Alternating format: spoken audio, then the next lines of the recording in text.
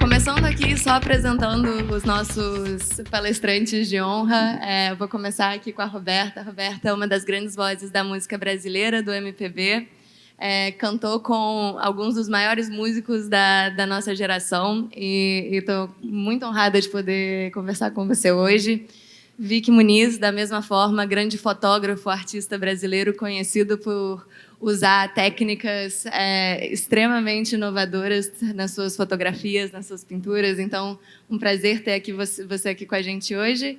E Camila Coutinho, uma das pioneiras no mundo de influenciadoras, que conseguiu transformar toda a influência dela em um business, monetizar essa influência e ter um impacto em todos os seus milhões de seguidores. Então, um prazer ter vocês aqui hoje. E o tema desse painel é inteligência artificial. Acho que todo mundo já deu uma olhadinha aqui nas imagens que a gente tem na nossa sala. E todas essas imagens foram geradas pelo Midjourney. Quem ainda não teve a oportunidade de entrar no Midjourney, eu recomendo, você coloca um prompt e você fala, eu gostaria de uma imagem, por exemplo, eu gostaria de uma imagem do Cristo Redentor no estilo do Vicky Muniz. Então, aqui a gente tem... Qual que é a sua nota, Vicky? 6. 6. Tá, eu concordo. Eu acho que ele foi generoso. Ele foi. Bom, então eu vou começar aqui com uma pergunta para você, Vicky. Quando você vê uma imagem que foi feita no seu estilo, sendo ela um 6, um 4 ou um 10, como que você se sente? Assim? Qual que é a sua reação inicial para essa imagem? Eu acho que eu me sinto um pouco lisonjeado por ser copiado por uma máquina, né? Que até então eu só era copiado por pessoas e aí era 4, 3, assim. Mas eu vou confessar que eu tenho experimentado me copiar no Midjourney e com resultados muito piores.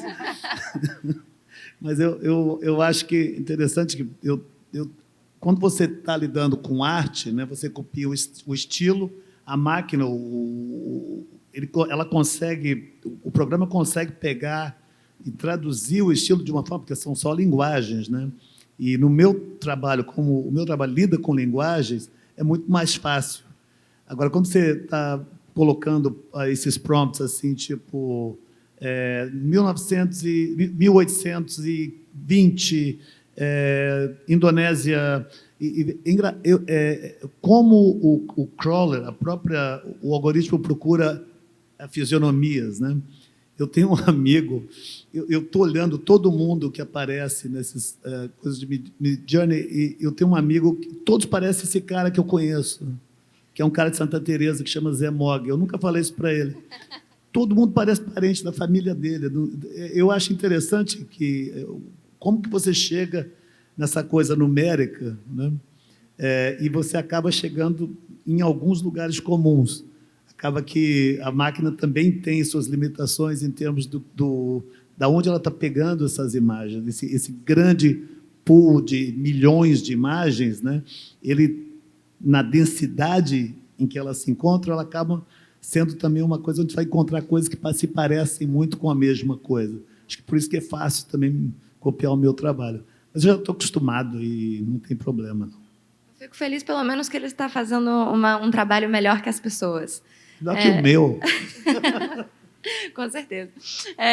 Bom, e eu vou fazer mais uma pergunta sobre isso. Quando você imagina o seu processo criativo, né? Acho que você conversou, você falou um pouquinho da máquina não ter todos os inputs. E, de fato, né, esse modelo está lendo tudo que ele tem de disponível em arquivos públicos, ele não está lendo o seu pensamento no dia de hoje, como que você vê a sua arte agora, talvez imaginações e sonhos e emoções que você não colocou em uma imagem que é pública.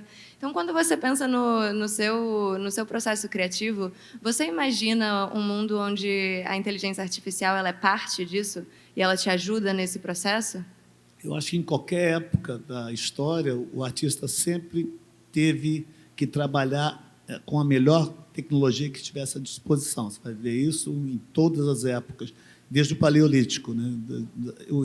Na verdade, assim, eu acho importante você estar mexendo com essas coisas para que a tua presença também. Estou na minha 4ª década trabalhando como artista plástico. E meu trabalho, talvez, o legado mais importante seja essa transição entre o analógico e o digital. Eu comecei fotografando coisas com aquelas câmeras do século XIX, que tinha essas sanfonas, e para conseguir a resolução necessária. E, de repente, eu me vejo procurando essa resolução com os backs digitais, e você consegue, de forma diferente. Você tem que se adaptar também à sua visão do mundo, né? Os meus assistentes sempre querem comprar equipamento, sempre. Então, você tem que maneirar. Eu acho que a coisa mais importante num mundo de inovação técnica, e você está tendo esse aspecto criativo, é você não ceder à facilidade, ao desejo de trabalhar com tecnologia para ilustrar a tecnologia. Entendeu? Eu lembro que, quando o pessoal começou a usar Photoshop, Corel e essas tecnologias incríveis, a pessoa chamava aquilo de computer art. Eu pensei, então, que a pessoa que está pintando, você tem que chamar aquilo de brush art. Aquilo é uma ferramenta, ou quem faz uma escultura é a arte do martelo, né? Eu sempre imaginei que o momento que aquilo ia se transformar em arte, quando o uso daquilo ia ficar meio dissolvido no processo criativo. Quando você pudesse usar Photoshop, não como uma maneira de mudar uma coisa ou criar aquilo que foi feito, mas você pudesse usar como uma ferramenta gestural. É o que está acontecendo agora. Eu dei aula numa universidade americana, no Bard College, e os meus alunos, agora, que estão dando aula lá, inclusive, um deles é uma dessas primeiras pessoas que consegue trabalhar com tecnologia, um outro nível, que não passaria pela minha cabeça. Então, assim, é importante você começar ter esse ponto de partida e poder ilustrar isso através do tempo. Eu acho que... eu não sei se eu vou chegar a trabalhar com Midjourney.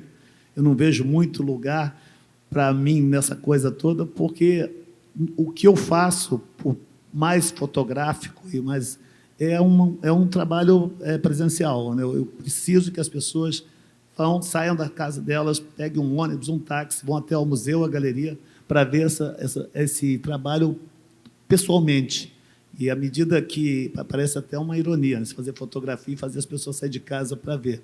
Mas eu tenho Instagram, eu nunca posto meu trabalho no Instagram, porque não fica legal pequenininho. Tem que ser grande, e você tem que aproveitar essa coisa física, sabe? De você poder ver uma imagem com o corpo inteiro, para você ter também esse tempo que você dedica para você estar ali com aquela coisa, né? Com aquela coisa material. Então, assim, eu acho que, nesse momento, onde os museus estão em coleções digitais, a gente está pensando em arte de uma forma muito mais efêmera, virtual, né? De uma certa forma, isso vai reverter a uma outra atitude a essa coisa presencial. Os museus nunca estiveram tão cheios, os espetáculos de música, né, nunca estiveram tão... a relação... Eu percebi isso na pandemia, sabe? Quando as pessoas voltaram, não era só isso também, não. Eles sentiram a superdependência que eles tiveram que ter com essa mídia digital, com a coisa virtual, e o remédio presencial veio com força, né? Então, não sei se é bom ou se é ruim, mas eu acho que minha posição como artista é justamente ser uma espécie, criar essas crônicas, né, sobre como a tecnologia muda a visão do mundo e como nós mudamos com a tecnologia também, né? Eu acho que isso é uma coisa importante. E, para fazer isso, você tem que estar sempre trabalhando, estar sempre ciente. Eu comecei a ver agora uma coisa que eu sou obcecado, por mapas, sabe, como a pessoa cria mapas de dados, de mega data, esse tipo de coisa, que é uma coisa difícil de você visualizar, né? Eu fico vendo assim, essas trending topics, né? Inteligência artificial é um grande tópico o tempo todo. Inteligência, ninguém nunca procura saber o que é. E eu acho que isso é uma coisa... Isso me preocupa, porque inteligência... O que é inteligência? Inteligência é a capacidade de qualquer organismo, por mais simples que seja, de sentir e reagir. Pode ser um protozoário, uma ameba, uma bactéria. Se esse organismo consegue fazer isso, esse organismo é inteligente, né? Nós somos de uma espécie diferente de todas as outras, porque nós não só sabemos, não só somos inteligentes, nós acreditamos. Acreditar é uma coisa que só nós fazemos. E eu acho que a tecnologia tem moldado essa coisa da fé, de acreditar nas coisas que não estão ali, de uma forma que, às vezes, a gente não pensa direito. E o trabalho do artista é acompanhar isso. Perfeito. Eu gostei dessa provocação, né? Que o artista ele usa a tecnologia para dar vida à própria visão de mundo. Ele não usa a tecnologia só para usar a tecnologia, né? E vocês, assim, Camila, Roberta, conta pra gente um pouquinho do processo criativo de vocês e onde que vocês veem a inteligência artificial se encaixando nisso. Acho que, até talvez começando com você, Camila, a sua criação de conteúdo ela é constante, né? Ela é o dia inteiro, o tempo inteiro. Você vê isso como uma ferramenta que pode te ajudar? Você vê talvez como uma ameaça? Conta pra gente um pouquinho. Eu acho que hoje em dia não cabe mais discutir mudança como ameaça, porque se você não for no flow, e se você não for se adaptando, eu acho que é uma decisão péssima, porque o assunto que é falado em 6 meses, ele fala como uma novidade, menos ainda agora, e já está incorporado no dia a dia da pessoa em muito pouco tempo, principalmente do brasileiro, que é super early adopter, e é um lugar muito bom para testar e usar essas novas tecnologias, porque é muita gente, todo mundo super early adopter e muito criativo, independente da situação do país, que não oferece tanto, muita desigualdade social e é difícil, né, de acompanhar, de desigualdade mesmo. Então, eu acho que, apesar de ser difícil, o brasileiro é um povo muito criativo. E como você usa a ferramenta, vem das suas referências. Eu acho que existem muitos tipos de inteligência, né, quando você está falando. O que é inteligência? Eu acho que existem diversos tipos e muitas lentes de como você enxerga o mundo. Então, tudo que a gente encontra em todas essas ferramentas é um pouco do que a gente vê, do que a gente coloca lá. E o que produz, o que entrega, é o que está na nossa cabeça. Então, talvez essa história de ser sempre a mesma cara do cara que você conhece, Santa Teresa, é porque talvez as pessoas que estejam lá trabalhando com aquela ferramenta naquele momento veem o mundo com aquela lente. E eu acho que o grande diferencial nessa nova era de criação, quando essas ferramentas já vão virar commodity e ficar na mão de todo mundo e a criação ganhar uma velocidade muito mais rápida e a coisa que for criada durar muito menos tempo, é o pensamento crítico, que infelizmente não está disponível para todo mundo nesse nível. Então, eu sinto que, como a gente viu hoje durante todo o dia, é uma ferramenta que vai ajudar muito principalmente países como o Brasil, a acompanhar, tirar o atraso da educação, né, para chegar mais rápido, num melhor nível, mas, ao mesmo tempo, eu fico me questionando no meu dia a dia, será que isso abaixa a régua? Porque a internet ela é tão literal, ela é tão visual, ela ensina de uma maneira tão didática, o que é bom, mas será que ela não está tirando um pouco da nossa capacidade de interpretação da música, de um poema, de um livro, da arte? Porque a arte, quando você vê a arte do Vic, é mistura de referências, nunca ninguém vai ter a lente dele. Eu fiz na sua última exposição, é dinheiro picado, formando imagens da natureza, e é um super questionamento, porque, tipo, qual é o valor do dinheiro num mundo que destrói a natureza? Tipo, é uma pira que isso aí não vai criar nunca. Então, assim, eu estava pensando isso depois, ouvindo essa palestra que teve agora, que eu estava picando dinheiro. Vê, entendeu? Então, é isso. São essas provocações. Eu vou pedir demissão depois dessa conversa. Então, eu acho que é isso. Em terra de inteligência artificial, quem tem pensamento crítico vai ser rei, porque todo mundo vai ter um pouco de prompt engineer, e é sobre como usar a ferramenta, que pergunta fazer a ferramenta, o que você vai tirar daquilo. Porque essa ferramenta vai estar na mesa de todo mundo, acessível a todo mundo em meses, né? Tipo, não vai ser uma coisa que agora é super difícil de acessar, porque muita gente não conhece, não sabe o que significa, mas já vai ser commodity. Então, o que você faz com ela, começando, né? Legal. E Roberta, assim, no seu último álbum, você fez um dueto com Chico Buarque. Se você fizesse esse dueto de novo hoje, com a voz do Chico Buarque sendo feita pela inteligência artificial, qual que seria a diferença no produto final? Qual que seria a diferença no seu processo criativo? que você acha? Eu acho que não tem o ponto principal do artista, que é a emoção. E a emoção, ela acontece nesse momento. Ela não tem como ser reproduzida, porque você reproduzir uma emoção de ontem, ela já é velha. Então, a inteligência artificial não chega no hoje, na emoção, no olhar, na troca, na respiração. A respiração na música, o silêncio e a respiração são importantíssimos, tanto quanto o som. Então, você não reproduz o momento da pausa, sabe? Isso não dá.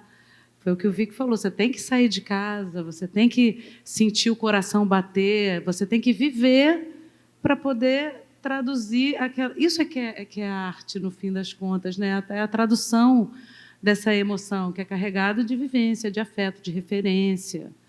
Então, eu não tenho o menor interesse em cantar com o que a inteligência artificial pensa do artista, porque o que para mim interessa é o encontro.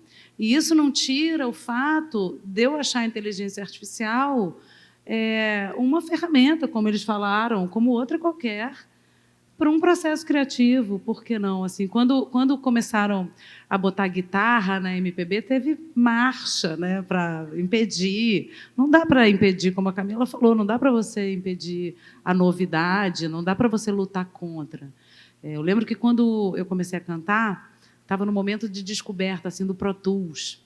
E todo mundo falando que o Pro Tools era um horror, porque o Pro Tools tirava... Que é isso, hein? Pro Tools é uma ferramenta que se usa hoje em dia para gravar todos os discos. É um programa de computador, um software, e a gente grava ali, e aí tinha o autotune, que afinava a voz, e que não sei o quê, e quem afina a voz não canta. E hoje em dia você vê o autotune, o Melodyne, que são esses programas, sendo usados como uma ferramenta estética.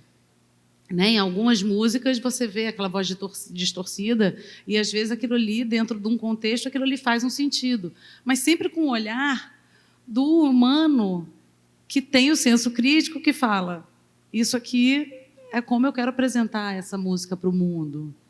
Então, acho muito difícil acho que o uso nesse lugar de imitar o que seria um artista cantando e fazer com a voz fake, acho muito difícil isso, no momento, isso me interessar, assim, mas não sei, vamos... Eu sinto um pouco que vai trazer muita gente para o jogo. Eu acho que é muito bom, porque um país gigante vai dar oportunidade de criação e ferramenta de criação num país muito criativo. Quando você vê o meme, nada mais é do que uma mistura de refs. E o Brasil arrasa no meme, entendeu? Então, assim, a gente tem muita criatividade para juntar coisa e fazer uma coisa ser legal. E aí eu acho que também tem um lugar de você não julgar o que é bom e o que é ruim, porque gosto não se discute, nunca se discutiu. Então, eu acho que tem uma mania das pessoas que têm mais essa capacidade de interpretação mais refinada, porque a gente vê que a leitura, o MPB, não é mais o que era o MPB. O que é o MPB hoje? Entende? O que é popular? Sim. Então, assim, eu acho que todos esses conceitos estão se mexendo muito rapidamente. Essa coisa o tempo é um ativo de luxo.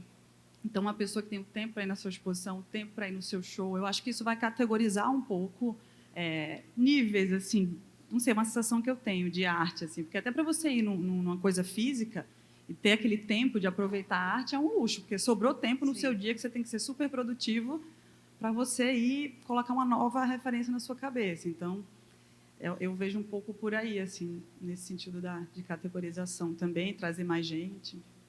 Acho que é o prazer de tanto você criar a arte, quanto de ver a arte, de sair de casa, de compartilhar o momento com amigos, com família, isso nunca vai desaparecer, né? E acho que eu tenho uma pergunta aqui para vocês três, na verdade. Acho que hoje, quando a gente fala de direitos autorais, talvez num mundo sem inteligência artificial, ele é um pouco mais claro, né? Então, alguém que usa a sua música e comercializa, isso claramente é um infringimento. Mas a banda cover que toca no show e faz um cover da música da Roberta Sá, ou alguém que faz uma interpretação de um quadro do Vicky Muniz, ou do conteúdo e compartilha o conteúdo da Camila Coutinho, geralmente não é considerado um infringimento de direito autoral, né? Quando a gente fala da inteligência artificial, isso vai ser um desafio muito maior, né? E onde que a gente desenha essa linha? Assim, a gente desenha a linha no momento de treinar um modelo com as suas músicas, com a sua arte, com o seu conteúdo, no momento de criação daquela arte gerada pela tecnologia, ou no momento de comercialização? Assim, como que vocês enxergam isso nesse novo mundo? Acho que isso, sabe, cria um cenário onde os advogados de direitos autorais eles são obrigados a ser tão criativos quanto os artistas. Porque existe um termo, quando você está aprendendo arte, que chama esquemata, né? É o fato que, para você começar a desenhar uma coisa, você desenha um outro desenho, que faz com que não exista em si um artista que é completamente original. Imagina se eles tivessem cobrado direito autoral da primeira pessoa que desenhou a Virgem Maria com o menino, hoje em dia a gente ia ter, sabe, só pintura de cachorro jogando sinuca nas casas, nos museus. Não tem como fazer isso. Eu acho que eu tenho uns parâmetros, assim, isso já aconteceu várias vezes antes. Uma das vezes foi na indústria fonográfica, foi na época, meio dos anos 80, quando eu morava em Nova York, o rap começou a vir, começou a se transformar na coisa que ficou, né? E o que significa você pegar um pedaço de uma música, né? E, na época, eles tiveram que estabelecer 2 segundos, eu acho que era, e teve um cara que chamava DJ Shadow, ele criou um álbum inteiro com fragmentos de 2 segundos, né? Eu, por exemplo, eu faço mosaicos visuais e existe mais ou menos um parâmetro em qual eu posso me basear. Se eu criar uma imagem feita com outras imagens, e elas, é a percentagem daquela imagem que conta, né? Eu trabalho muito com direitos autorais, porque quando o artista está vivo, eu procuro conversar, a gente faz uma troca, faz alguma coisa. Quando o artista já morreu, mais de 70 anos, eu agradeço, porque eu não tenho que fazer nada disso. Mas eu acho que é interessantíssimo isso, sabe? O que vai virar. E especialmente a gente está falando de propriedades que são maiores do que simplesmente um artista. Eu sempre quis trabalhar. O meu advogado em Nova York, eu falei, o que eu posso fazer? Ele falou, pode fazer o que você quiser. A única coisa que você não pode fazer é never mess with Disney. Né? Então, por anos, eu sou fascinado com o Disney, porque eu acho que ele é uma das pessoas mais importantes da cultura. Ele talvez seja... Ele devia estar na nota, de alguma nota de dólar, porque ele é a pessoa que, no meio das guerras, conseguiu trazer aquela morte, aquele desespero, aquela desesperança, e trouxe animismo de volta. Sabe? Cadeiras que dançam, e gatos que falam, e um pato que é muito rico. Eu lembro que eu gostava de Tio Patinhas, aquilo me admirava, não é que ele era um pato que falava, é o fato que ele tinha aquela grana toda, sabe? Disney, eu nunca consegui trabalhar com Disney, por exemplo. Eu tive que me servir de um pequeno loophole que eles fazem 100 anos agora para poder criar uma série, porque eu sempre quis fazer. Mas para uma companhia assim, companhias que têm direitos, que vivem de direitos autorais, como Disney ou como outros, eu fico imaginando que tipo de movimentação legal que está acontecendo nos bastidores. Deve ser muito interessante. Eu não me sinto muito dona de formato nenhum, não. Assim, eu já fiz muita coisa que eu fui a primeira a fazer um certo formato, sei lá, um reality de viagem no YouTube, sei lá. E aí eu já vi muita coisa ser reproduzida. Então, acho que na internet, como eu faço 18 anos de internet esse ano, 18 maioridade. Uhum. E aí eu já vi, eu acho que já é uma energia que não tem uma energia de cópia, porque meio que tudo é de todo mundo e vai melhorando. Não é quem fez primeiro, é quem está fazendo melhor.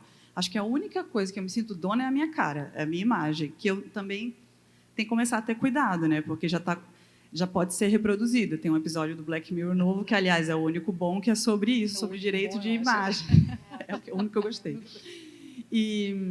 Então, eu acho que entra num outro lugar, mas tem muito ponto cego, muita oportunidade. Pois é o que eu penso sobre a voz. Assim, eu sinto isso com a imagem e principalmente com a voz. Então, eu acho que será que a gente, não sei, fico pensando que se a gente tem um corpo físico, né, que a gente tem direito sobre o que esse corpo produz e tal, se a gente não tem que ter uma legislação para o nosso corpo virtual, porque a gente é uma presença virtual já, todo mundo é uma presença virtual. Então, talvez comece uma luz aí para a criatividade dos advogados que vão nos ajudar. Mas eu já fiquei um mês com o Instagram, isso faz tempo, faz alguns anos, com o Instagram do Garotas Estúpidas Fora do Ar, porque eu repostei uma foto da Kim Kardashian.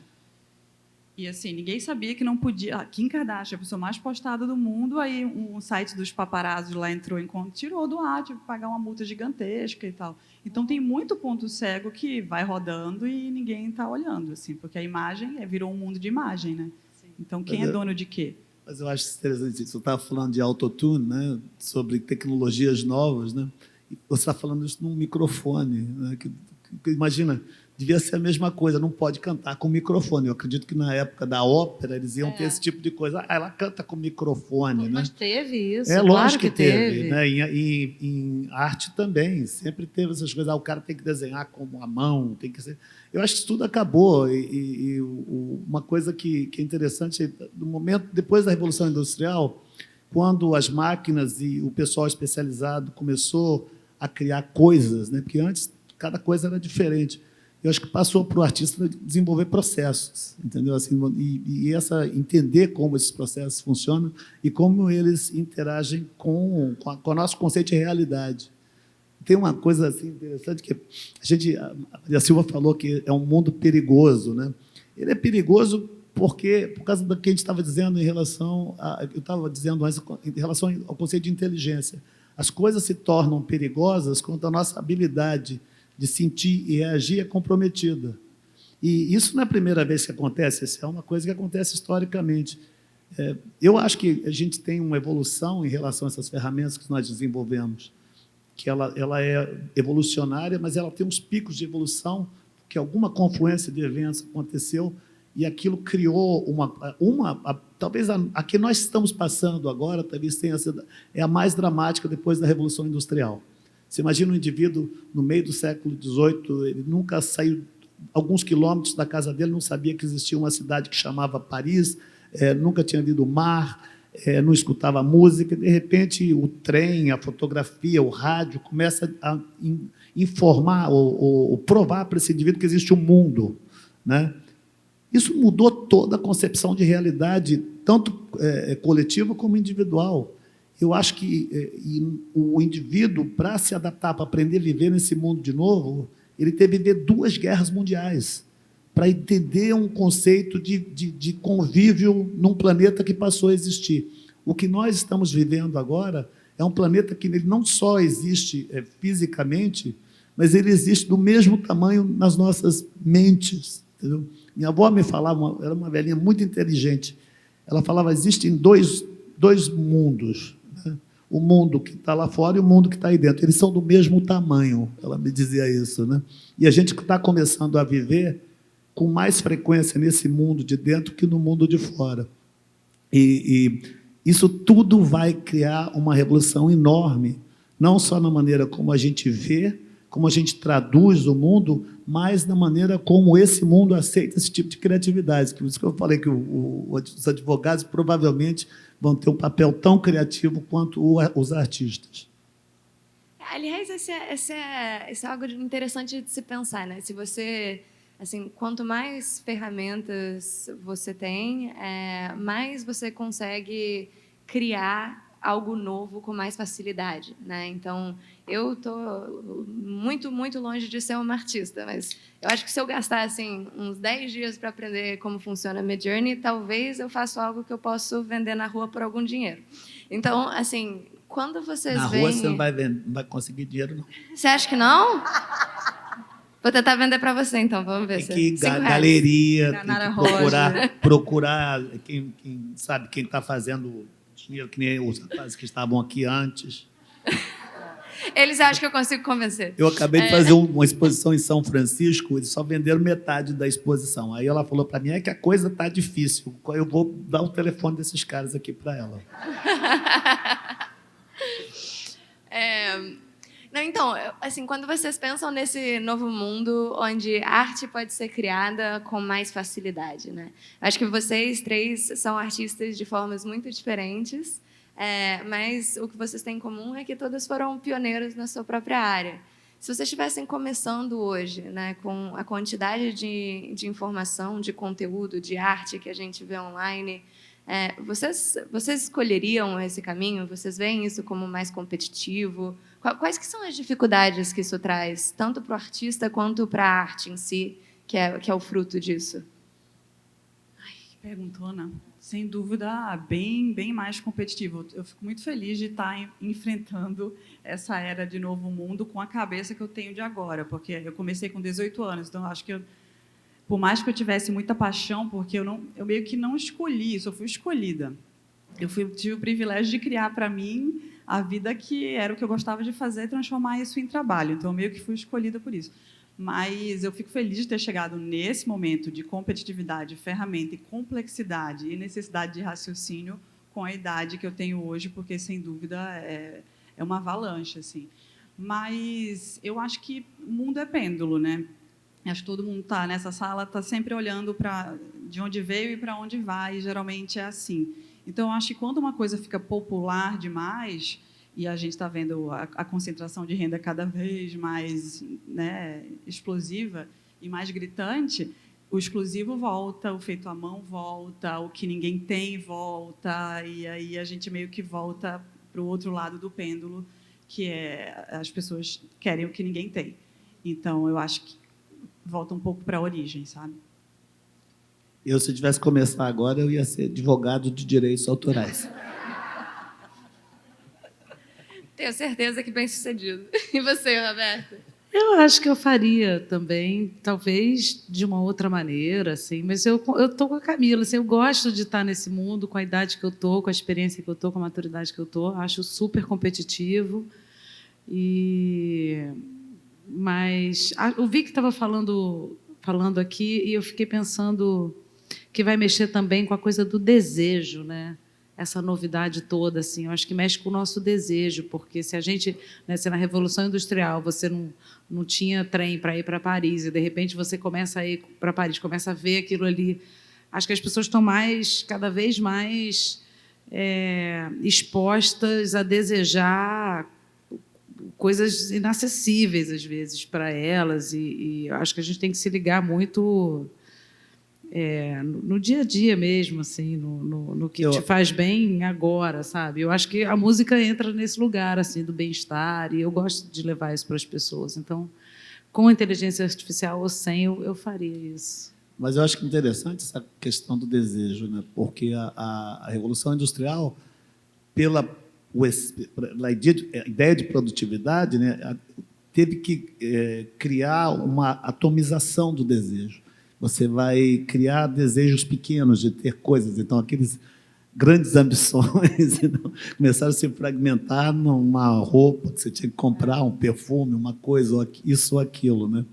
Eu fico imaginando que impacto isso vai ter no decorrer da história, né? Porque a história, na verdade, quando você vai, por exemplo, no museu, né, no British Museum, por exemplo, tudo que está ali foi roubado e foi produto de algum tipo de exagero, de ganância ou de maluquice, né? Assim, eu sou uma pessoa, eu venho de família pobre, eu sou completamente louco, sou super materialista e minha maneira de me livrar desse espírito horroroso materialista que eu tenho é comprando tudo que eu posso comprar e enjoar daquilo imediatamente. Então, assim, eu sou novo. Eu falei assim, não, as pessoas falam assim, mas você é novo rico. Eu falei, não, eu sou velho pobre. Então, assim, eu fico pensando, né, que essa coisa do que você deixa. Estava falando com um rapaz, um amigo meu, e ele falou, eu não pego mais avião para viajar por causa do carbon footprint, não compro nada, compro roupa usada, né? E eu fiquei com uma vergonha assim, de mim mesmo, Mas, ao mesmo tempo, eu fiquei pensando, se todo mundo fizer isso, né, o que vai ter no Museu do Futuro? Né? Aí, assim, os museus estão todos digitalizando os acervos, estão criando cada semana tem um museu novo que não tem acervo. Você vai lá, tem a projeção da Frida Kahlo, projeção do Munch, e assim, e no futuro você vai ter o quê? Eu fiz são duas coisas que aconteceram comigo. Uma, eu fiz um filme sobre as pessoas que vivem em Jardim Gramacho, né? E estava falando dessa coisa do desejo, né? Se você corta aquela montanha de lixo ali em Duque de Caxias como um bolo assim, você vai ver toda uma arqueologia de desejo, né? De coisas que fizeram em algum momento uma pessoa se sentir completa, mesmo que temporariamente, né? E isso aí é uma coisa que eu fiquei pensando, né? Essas coisas que nós temos para nós, que são, eu comparo do meu lado é cultura visual, do seu lado é cultura presencial. Você já está toda imersa no mundo digital, que é interessante também, mas e depois uma coisa que me abalou muito foi o incêndio do Museu Nacional. As 2 vezes eu tive que fazer alguma coisa e criei séries a respeito disso. Eu fui logo depois que o museu tinha queimado, e aquilo não era diferente do Jardim Gramacho, era só um monte de coisas que estão em transição entre uma coisa que era um tesouro e matéria, sem significado nenhum, né? E eu estava pensando nisso ultimamente, porque talvez o Museu do Futuro vai ser o Jardim Gramacho. As pessoas vão começar a cavocar, criar onde tem coisas para poder, esse aspecto físico da cultura ou presencial da cultura, que está se perdendo numa velocidade muito grande, né? E se tem alguma coisa negativa em relação a isso, talvez seria a atenção que nós temos que dar a esse aspecto. Eu tenho certeza que você tem razão, tem um revés disso, que uma coisa pendular, que quando você está muito dentro da coisa digital, você vai querer voltar para a coisa presencial, vai querer ver coisas, vai querer sentir, vai querer comer. Uma coisa que nunca vão fazer é um bom aplicativo que te dá o gosto das coisas. Você pode pedir comida, né? É o mais próximo que chega, mas assim, tem um de beijo, né? Você viu? Que no Japão, eles têm uma coisa que você põe no telefone, assim, que você pode beijar o telefone, e a outra... Eu achei aquilo horrível. Eu não vi isso, mas eu vou te mandar. Você estava falando dos desejos, das recompensas que foram quebradinhas. O like, o view e tudo que a gente sente no social media, olha como é perigoso, porque a rede social ela pega a gente pela pior coisa, pela vaidade, pelas fraquezas, entendeu? O ser humano é ego puro, vaidade pura. Então, a quantidade de likes, eu acho que isso, hoje, são os pequenos desejos e que chegam em todo lugar. Você pode ser agente do presente ou receber. Então, acho que é por isso que é uma coisa que mexe tanto com todo mundo e fala tanto de futuro também. Eu fico triste, eu posto bobagem assim mesmo. Eu só posto bobagem. Eu curto tudo. Eu só posto bobagem. Eu Quando sigo os ninguém dois gosta, também, eu fico curto triste. tudo. Compro as coisas que ela manda comprar. Compro tudo. Eu também sigo. O Babyliss, a Chaco, compro tudo. Boa, compra no meu cupom, Roberto. Eu compro. O Vicky já está usando o shampoo a seco da Camila? Eu só não compro porque não tem muita coisa para homem, mas sim. Eu tem, sigo. claro que tem. Quem tem cabelo pode usar, não tem gênero. Eu não tenho. Então. Ah, tá. Mas você falou do museu, só uma coisa que eu lembrei. Eu fui num museu, no South by Southwest, tinha lá um especial para o período, dos tweets do Trump. Era um museu só das coisas que ele tinha falado, dividido por assunto. E é super interessante. Então, às vezes, o que você fala, o que se joga nisso aqui, que às vezes você acha que é um marco do tempo. Então, talvez a informação vai estar no museu, nos museus do futuro, né? O que se foi falado. Porque nunca se teve tanto poder de primeira pessoa para propagar a informação que está aqui. A gente sempre seguiu a informação que nos era dada. Agora, a gente pode gerar informação, né? Então, isso muda completamente o jogo. Então, talvez seja... Com certeza. Eu vou fechar aqui esse papo com uma última pergunta que eu gostaria de uma resposta de vocês três. Acho que todo mundo que está aqui são os seus consumidores, né? Seja da sua música, seja da sua arte, do seu conteúdo, dos seus produtos. Se vocês tivessem que deixar uma mensagem para os consumidores, principalmente agora nessa nova era de inteligência artificial, o que vocês gostariam que eles levassem para casa? Vai, Vic, arrasa. Não, eu tenho que pensar um Eu pouquinho. queria dizer que eu não sou consumidora do Vic, porque ainda não tenho essa bênção, essa conta bancária, isso que é. mas um dia serei. Por isso que eu vivo desejando mais dinheiro para todo mundo. Retroalimenta. Olha, eu acho que é engraçado, o papel do artista não muda muito, né? Eu fico imaginando que eu estou igual o Cézanne, que estava pintando a montanha Santa Vitória, lá no sul da França, da maneira que ele via aquela montanha, que ninguém via naquele momento, mas depois todo mundo passou a ver, depois que ele pintou. É só que eu estou pintando um mundo, estou criando versões de um mundo, mas só que esse mundo ele mudou, ele tem uma complexidade holográfica, ele é confuso, né?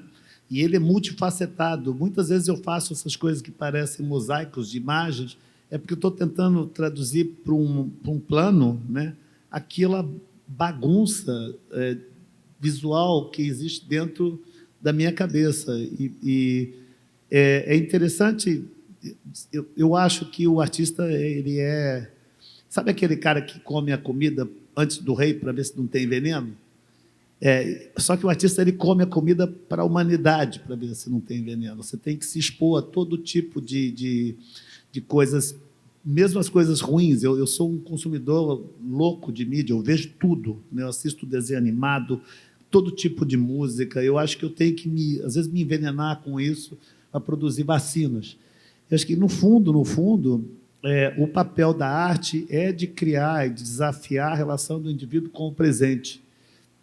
É que o nosso presente ele está assim, invadindo o passado, o futuro, né? Tudo está virando um pouco a mesma coisa. Às vezes a gente se esquece que aquele que vê através de tudo, né? Ele é tão cego quanto aquele que não vê através de nada.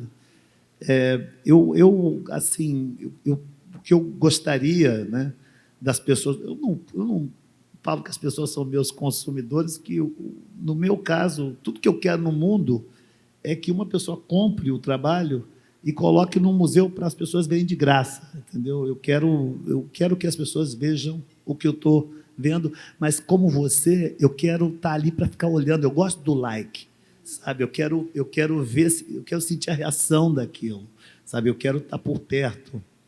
Mas eu acho que eu espero que a coisa não mude de uma forma tão dramática que as pessoas se sintam satisfeitas com o tamanho, o formato do telefone, a velocidade com que as coisas estão acontecendo, ou a música que sai de uma caixinha, sabe, essas caixinhas que nunca funcionam, o negócio do USB. Aquilo dá uma aflição. O USB é uma coisa mal resolvida de tecnologia, Só eu é acho. pior que a impressora. Só não é pior. Impressora não existe. Chama dente azul, que era um viking, né, que inventou o nome, não pode Bluetooth, é um negócio que não é, sei lá, cara, um viking que chamava dente azul. É uma tecnologia mal resolvida, eu acho. É da época dos vikings. Bom, Essa pergunta é muito boa, ela é muito difícil de responder, mas eu acho que no meu... eu enrolei. Não, eu você enrolou muito bem. Você fica levando a barra, a gente depois... Mas eu acho que do meu produto comunicação, que eu acho que no momento é o mais forte, poderoso, né? Eu acho que a gente, agora que a gente está aprendendo a brincar com esse brinquedinho aí, e entendendo as consequências do que é estar aí propagando e consumindo. Então, eu acho que o meu desejo, para mim e para todo mundo que me consome, eu consumo também conteúdo de muita gente, é que a gente fizesse um esforço de tentar gerar menos pela vaidade, pelo ego, o que é muito difícil, e com mais intenção e consciência de o que a gente quer com aquela mensagem que a gente está colocando ali. Para que a gente, assim, o algoritmo é feito por humanos, tudo que sair do AI vai ser feito por humanos. Então, que é uma coisa meio poliana, mas assim, pode ser catastrófico, pode ser incrível. Então, que a gente comece a se apropriar mais, e aí cabe muito também a formadores de opinião digitais, também a Jade está aqui, ela é gigante, ela fala com muita gente. A gente trazer um pouco mais dessa consciência enquanto a gente aprende, para que as pessoas tenham mais clareza do que elas estão fazendo e que o mundo nesse futuro, que é já, seja mais agradável, né? Para o geral, assim, para todo mundo, assim, para o maior número de pessoas, na verdade, né? Perfeito. Roberta, fecha pra gente. Uau! Deixei para falar por último, me lasquei. o que eu espero, o que eu... Olha, primeiro de tudo, assim, falo de uma maneira mais geral, menos dentro desse tema. Vamos parar de implicar com os artistas, né? Os músicos, assim, é uma implicância sem fim. Mas, enfim. E os shows, no caso do Rio de Janeiro, comprar ingresso, porque todo mundo aqui gosta de uma lista VIP danada.